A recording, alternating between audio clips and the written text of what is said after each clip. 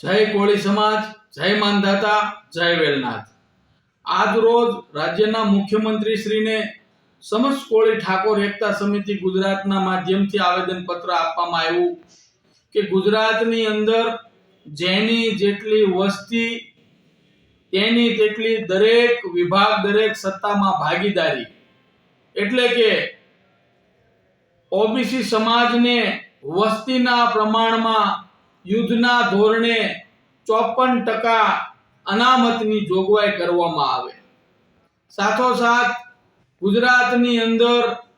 146 જેટલી ઓબીસી સમાજની અંદર વસ્તી હોય, જ્ઞાતિ હોય, જેની અંદર માત્ર ને માત્ર હાલ 27% જેટલી અનામતથી ખૂબ મોટા પ્રમાણમાં ઓબીસી સમાજ સાથે અન્યાય થઈ રહ્યો છે। હાલ ગુજરાતની અંદર ક્યાંક ને ક્યાંક સામાજિક ક્ષેત્રે, રાજકીય ક્ષેત્રે, ઔદ્યોગિક ક્ષેત્રે કે અન્ય કોઈ પણ વિભાગની અંદર એક ધારું ઓબીસી સમાજના વ્યક્તિઓ સાથે ખૂબ અન્યાય થઈ રહ્યો છે, જેના અનુસંધાને આજ રાજ્યભરમાં તમામ જિલ્લાઓની અંદર મુખ્યમંત્રી શ્રીને સંબોધીને આવેદનપત્ર આપવામાં આવ્યું કે યુદ્ધના ધોરણે જેની જેટલી વસ્તી તેની ભાગીદારી, સામાજિક અને શૈક્ષણિક રીતે પછાત વર્ગના ઓબીસી સમાજને વસ્તીના પ્રમાણમાં તાત્કાલિક 54% અનામત